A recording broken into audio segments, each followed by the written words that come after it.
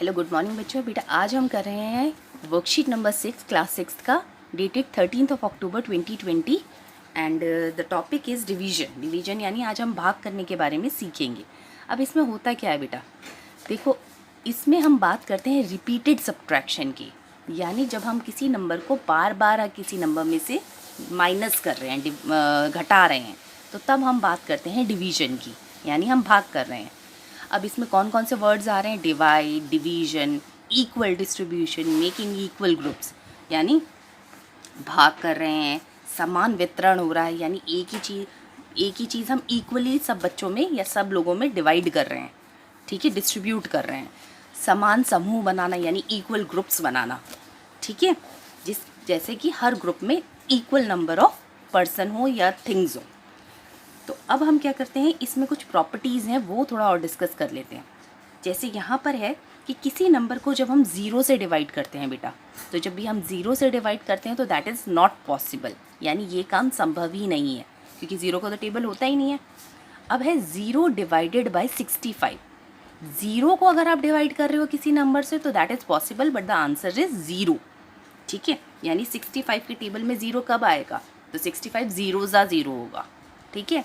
Then है same number को जब आप सेम नंबर से डिवाइड यानी भाग करते हैं तो बेटा आंसर आता है 1, क्योंकि 78 के टेबल में 78 कब आएगा? 78 1 जा, तो 1 आ गया। देन है किसी नंबर को जब आप 1 से डिवाइड करते हैं यानी 1 से भाग करते हैं तब आपका आंसर क्या आएगा? तो ये होता है कि 1 के टेबल में 23 कब आएगा? तो 1 23 जा 23, तो ये आएगा द नंबर इटसेल्फ, यानी वही सेम नंबर आपको मिल जाएगा अगर आप 1 से डिवाइड करेंगे, ठीक है बेटा। तो ये आपका था डिवीजन की कुछ प्रॉपर्टीज़। अब चलिए इस पे बेस्ड कुछ क्वेश्चंस करते हैं। अब बेटा इसमें जो फर्स्ट क्वेश्चन आपको दे रखा है वो दे रखा है, एक सॉल्व्ड एग्जाम्पल है जिसमें आपको 45 को 63048 से डिवाइड करने को कहा गया है। तो चलिए इसे 1 बाय 1 सॉल्व करते हैं and we are using long division method, ठीक है। तो पहले हमने 6 लिया, तो 6 हो नहीं सकता क्योंकि 6 45 से छोटा है, तो हमने 63 लिया, तो 45 1 जा 45। अब 63 में से 45 माइनस किए तो आपके पास बचेगा 18, ठीक है। अब हम 45 को 18 से करने की कोशिश करेंगे डिवाइड, तो 45 तो 18 जो है वो 45 से छोटा है, तो ये इसको डिवाइड नहीं करेगा, तो ये क्या करेगा, अपने साथ ज़ीरो को नीचे बुला लेगा। अब 45 कह रहा है ठीक है, अब ये बड़ा हो गया है ना, अब ये डिवाइड करेगा। तो 45 का टेबल अगर आप बोलेंगे बेटा तो 45 4 जा 180 होता है।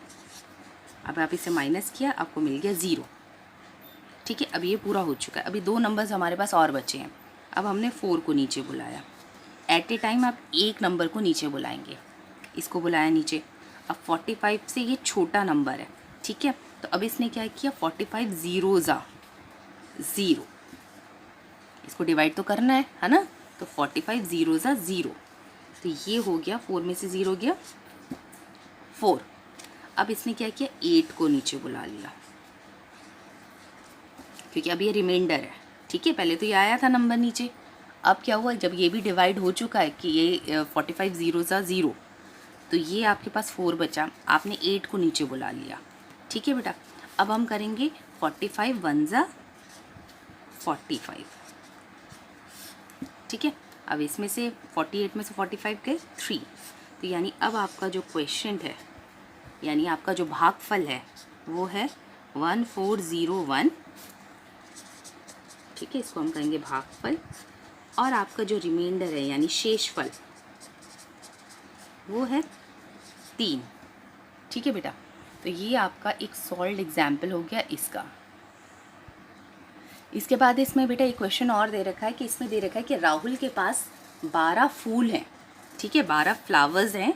अब उसने क्या किया है, उसे इन फ्लावर्स के, इन फूलों के 3-3 के गुच्छे बनाने हैं, ठीक है।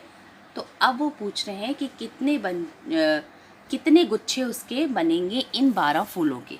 तो क्योंकि 3-3 के गुच्छे बनाने हैं तो ये पहला गुच्छा हो गया, ये दूसरा हो गया, ये तीसरा गुच्छा हो गया, ये चौथा गुच्छा हो गया। तो अगर आप बेटा इनको देखोगे, इन बंचेस को अगर आप ध्यान से देखोगे तो इसमें सब में 3-3 के ही हमने पेयर ग्रुप्स बनाए हैं, ठीक है, यानी हमने समान वितरण किया है, इक्वल डिस्ट्रीब्यूशन किया है।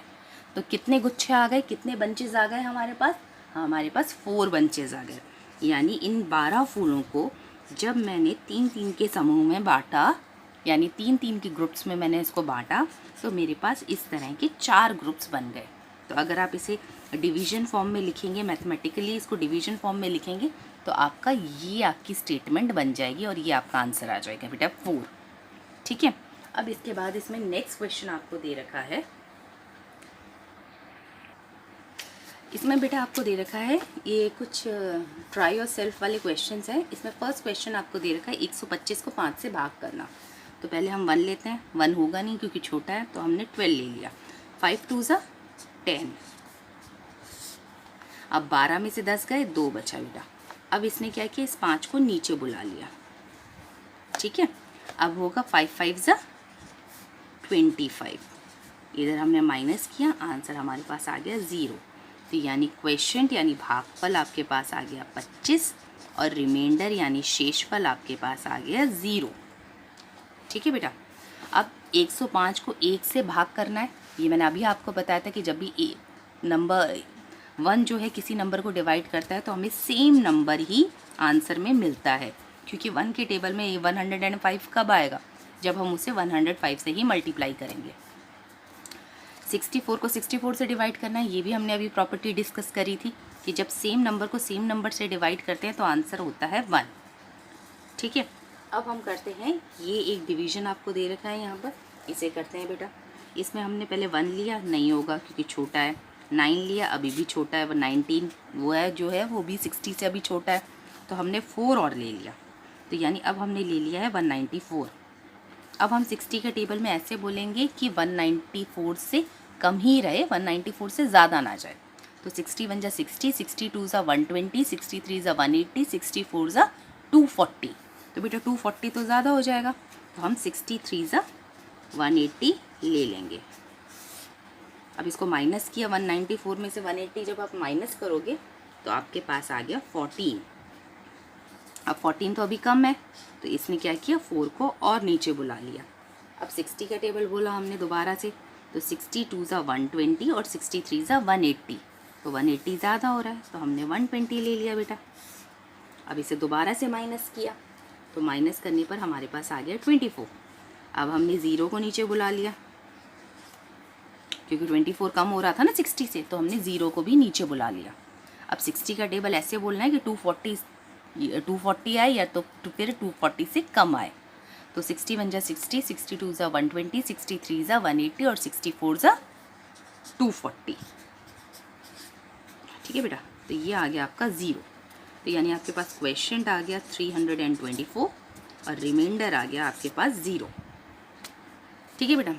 नाउ द सेकेंड क्वेश्चन, इसमें आपको दे रखा है, ये आपको दे रखा है एक क्वेश्चन जिसमें आपको 5910 को 4 से डिवाइड करना है। तो पहले हमने 5 लिया, तो 4 1 ज़ा 4, 5 में से 4 गया 1, इसने 9 को नीचे बुला लिया। अब 4 का टेबल ऐसे बोलना है बेटा कि 19 से कम ही रहे, 19 से ज़्यादा ना जाए, या फिर एग्जैक्ट 19 आए। तो 4 का टेबल बोलते हैं 4 1 ज़ा 4, 4 2 ज़ा 8, 4 3 ज़ा 12, 4 4 ज़ा 16, 4 5 ज़ा 20। तो 20 तो ज़्यादा हो रहा है, तो 4 4 ज़ा 16। तो 9 में से 6 गया 3।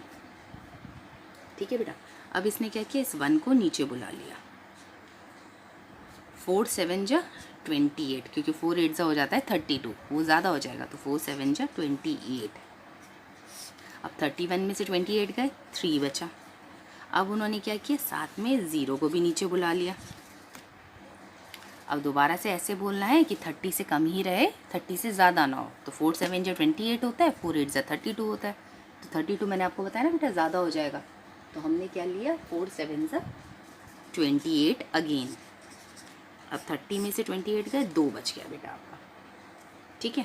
तो यानी अब आपका क्वेश्चन आ गया 1477, यानी भागफल आ गया 1477 और शेषफल यानी रिमाइंडर आपके पास आ गया 2।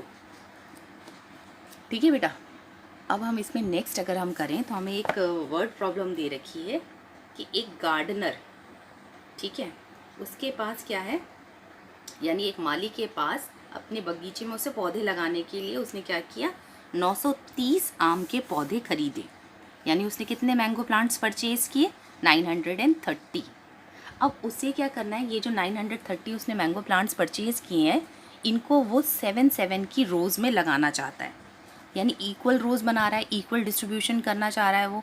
तो वो पूछ रहे हैं कि अब उसके कितनी इस तरह की कितनी रोज़ बनेंगी, तो यानी उसकी ऐसी पंक्तियाँ बनेंगी, ठीक है, क्योंकि हर पंक्ति में वो 7 लगाना चाहता है आम के पौधे।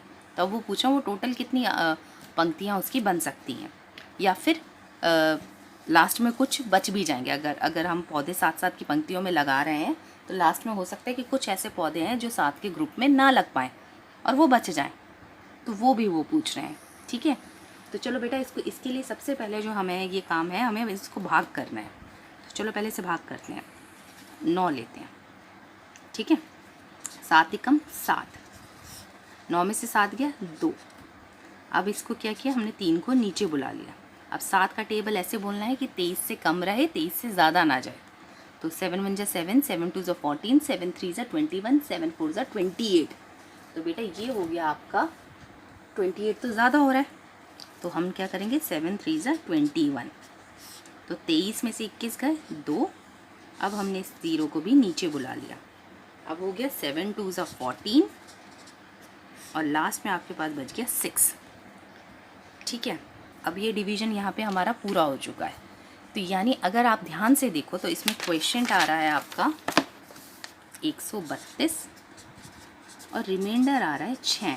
इसका क्या मतलब है, इसका लास्ट में इसमें बस यही है कि जब हमारा क्वेश्चन बच के आ गया है 132 और रिमाइंडर आ गया है 6, इसका क्या मतलब है कि अगर उसको 7 पंक्तियों में इन पौधों को लगाना है, 1 2 3 4 5 6 7 पंक्तियों में इन पौधों को लगाना है, तो वो क्या करेगा, 132 पौधे हर पंक्ति में लगेंगे, ठीक है। क्वेश्चन है आपका 132, तो इसका मतलब है कि 132 पौधे आपके हर पंक्ति में लगते जा रहे हैं, ठीक है।